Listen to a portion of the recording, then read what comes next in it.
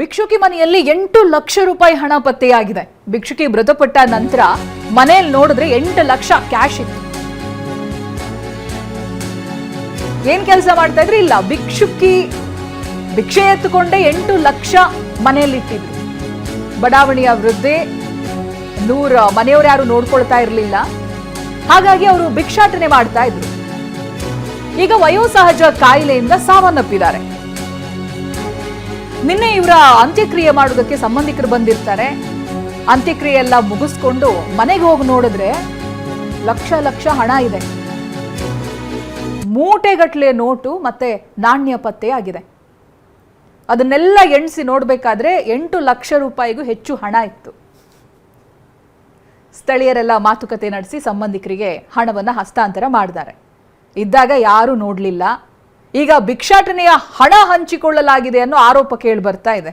ಮಂಡ್ಯದ ಪೂರ್ವ ಪೊಲೀಸ್ ಠಾಣೆಯ ವ್ಯಾಪ್ತಿಯಲ್ಲಿ ನಡೆದಿರುವಂತ ಘಟನೆ ಇದು. ಯಾರೂ ನೋಡೋರಿಲ್ಲ ಅಂತ ಭಿಕ್ಷೆ ಎತ್ತುಕೊಂಡು ಬದುಕ್ತಾ ಇದ್ದವ್ರು ಇವರು. ಭಿಕ್ಷುಕಿ ನೂರ್ ಅಂತ. ಇದೀಗ ಅಂತ್ಯಕ್ರಿಯೆ ಎಲ್ಲ ಮುಗಿಸ್ಕೊಂಡು ಸಂಬಂಧಿಕರು ಮನೆಯೊಳಗೆ ಹೋಗಿ ನೋಡಿದಾಗ ಗೊತ್ತಾಗಿದ್ದು ಇವ್ರ ಹತ್ರ ತುಂಬಾ ದುಡ್ಡಿದೆ ಅಂತ. ಅದನ್ನೆಲ್ಲ ಎಣಿಸ್ ನೋಡಿದ್ರೆ 8 ಲಕ್ಷ ರೂಪಾಯಿಗೂ ಮೇಲಿದೆ. ಇದೀಗ ಆ ಹಣವನ್ನ ಹಂಚಿಕೊಂಡಿದ್ದಾರೆ ಸಂಬಂಧಿಕರೇ ಎಲ್ಲ ಅನ್ನೋ ಆರೋಪ ಕೇಳಿ ಬರ್ತಾ ಇದೆ.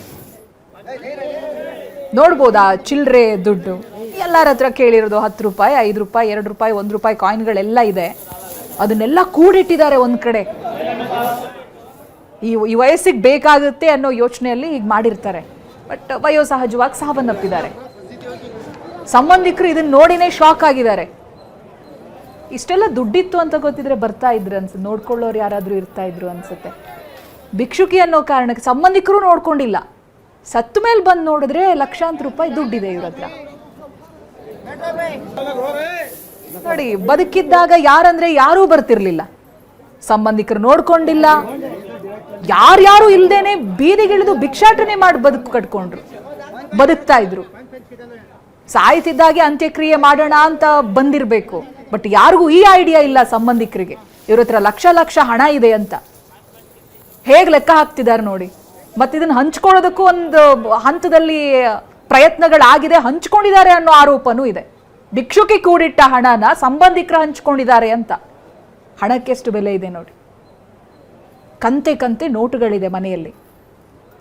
ಭಿಕ್ಷಾಟನೆ ಮಾಡಿರೋ ಹಣನೆಲ್ಲ ಮನೆ ಒಂದು ಕಡೆಯಲ್ಲಿ ಕೂಡಿಟ್ಟಿದ್ದಾರೆ. ಅವ್ರಿಗೂ ಜೀವಿತಾವಧಿಯಲ್ಲಿ ಗೊತ್ತಿರುತ್ತೆ, ನೋಡ್ಕೊಳ್ಳೋರು ಯಾರಿಲ್ಲ, ಬಂದು ಹೋಗೋರಿಲ್ಲ, ಸಂಬಂಧಿಕರ ಹೆಸರೇ ಇಲ್ಲ. ನನ್ನ ಜೀವನ ನಾನು ಕಟ್ಕೋಬೇಕಲ್ಲ ಅಂತ ಬೀದಿಯಲ್ಲಿ ಭಿಕ್ಷಾಟನೆ ಮಾಡಿ ಹಣ ಕೂಡಿಟ್ಟಿದ್ದಾರೆ. ಅನುಭವಿಸಿಲ್ಲ, ಅವರು ಸಾವನ್ನಪ್ಪಿದ್ರು. ಇದೀಗ ಸಂಬಂಧಿಕರು ಹಂಚಿಕೊಳ್ಳೋ ಹುಚ್ಚಾಟದಲ್ಲಿದ್ದಾರೆ. ಪ್ರತಿನಿಧಿ ದಿಲೀಪ್ ಇದ್ರ ಬಗ್ಗೆ ಮಾಹಿತಿಯನ್ನು ಕೊಡ್ತಾರೆ. ದಿಲೀಪ್, ನಿಜಕ್ಕೂ ಶಾಕಿಂಗ್ ಇದು. ಅಂದ್ರೆ ಯಾರಿಗೂ ಗೊತ್ತಿರ್ಲಿಕ್ಕಿಲ್ಲ ಇಷ್ಟೊಂದು ಲಕ್ಷ ಲಕ್ಷ ಹಣ ಒಬ್ರು ಭಿಕ್ಷಾಟನೆ ಮಾಡಿ ಗಳಿಸ್ತಾರೆ, ಇಷ್ಟೊಂದು ಹಣ ಮನೆಯಲ್ಲಿತ್ತು ಅಂತ. ಏನಾಗಿತ್ತು? ಇದೀಗ ಸಂಬಂಧಿಕರೇನೋ ಹಣ ಹಂಚ್ಕೊಂಡಿದ್ದಾರೆ ಅನ್ನುವಂತ ಆರೋಪ ಎಲ್ಲ ಕೇಳಿ ಬರ್ತಾ ಇದೆಯಲ್ಲ ದಿಲೀಪ್. ಖಂಡಿತವಾಗ್ಲು ಚೈತ್ರ, ಆಕೆ ಏನು ಅಂತಂದ್ರೆ ಹಲವು ವರ್ಷಗಳಿಂದ ಮನೆಯನ್ನ ಬಿಟ್ಟು ಒಬ್ಬರೇ ಸಂಸಾರವನ್ನ ನಡೆಸ್ತಾ ಇರ್ತಾರೆ. ಯಾಕಂದ್ರೆ ಕುಟುಂಬಸ್ಥರು ಯಾರು ಕೂಡ ಇರಲ್ಲ, ಅವ್ರ ಜೊತೆಗೆ ಮಕ್ಕಳು ಕೂಡ ನೋಡ್ಕೊಳ್ಳೋಂತ ಇರಲಿಲ್ಲ, ಪ್ರಮೇಯ ಇರಲಿಲ್ಲ. ಈ ಕಾರಣಕ್ಕೋಸ್ಕರ ಕುಟುಂಬದಿಂದ ಬೇರೆಯಾಗಿ ಅವರೊಬ್ಬರೇ ಜೀವನ ಮಾಡ್ತಾ ಇದ್ದಾರೆ. ಇಂಥ ಜೀವನ ಮಾಡುವ ಸಂದರ್ಭದಲ್ಲಿ ಭಿಕ್ಷಾಟನೆ ಮಾಡಿ ಅವರು ಜೀವನ ಮಾಡ್ತಾ ಇದ್ರು. ಈಗ ಅವರು ನಿನ್ನೆ ಸಾವನ್ನಪ್ಪಿರುವಂತದ್ದು. ಸಾವನ್ನಪ್ಪಿದ ನಂತರ ಎಲ್ಲರೂ ಕೂಡ ಊರವರೇ ನಿಂತು ಕಾರ್ಯವನ್ನ ಮಾಡುವಂತ ಕೆಲಸವನ್ನು ಕೂಡ ಮಾಡಿದ್ರು. ಜೊತೆಗೆ ಆಕೆ ಮನೆಗೆ ಹೋಗಿ ನೋಡಿದಂತ ಸಂದರ್ಭದಲ್ಲಿ ಎಲ್ಲರಿಗೂ ಕೂಡ ಶಾಕ್ ಆಗಿರುವಂತದ್ದು. ಯಾಕಂದ್ರೆ ಮೂಟೆಗಟ್ಟಲೆ ಚಿಲ್ಲರೆ ಕಾಸು ಇರುವಂತದ್ದು, ಜೊತೆಗೆ ನೋಟು ಕೂಡ ಲಭ್ಯ ಆಗಿರುವಂತದ್ದು. ಸುಮಾರು 8 ಲಕ್ಷದಷ್ಟು ಹಣ ಸಿಕ್ಕಿದೆ ಅನ್ನುವಂಥದ್ದು ಕೂಡ ಲಭ್ಯ ಆಗ್ತಾ ಇರುವಂತದ್ದು. ಈಗ ಸದ್ಯಕ್ಕೆ ಕುಟುಂಬಸ್ಥರು ಇಷ್ಟು ದಿನ ನೋಡ್ಕೊಂಡಿರ್ಲಿಲ್ಲ, ಆದ್ರೆ ಈಗ 8 ಲಕ್ಷದ ಹಣವನ್ನ ಮಕ್ಕಳು ಅವರು ಇಟ್ಕೊಂಡಿದ್ದಾರೆ ಅನ್ನುವಂತ ಆರೋಪ ಕೇಳಿ ಬರ್ತಾ ಇದೆ. ಇಷ್ಟು ದಿನ ಅವ್ರನ್ನ ನೋಡ್ಕೊಳಕ್ ಆಗದೆ ಇದ್ದಂಥವ್ರು ಈಗ ಹಣವನ್ನ ಇಟ್ಕೊಂಡಿದ್ದಂಥದ್ದು ಯಾಕೆ ಅನ್ನುವಂಥದ್ದು ಸ್ಥಳೀಯರ ಪ್ರಶ್ನೆ ಆಗಿರುವಂತದ್ದು. ಚೈತ್ರ, ಥ್ಯಾಂಕ್ ಯು ದಿಲೀಪ್ ಮಾಹಿತಿಗಾಗಿ.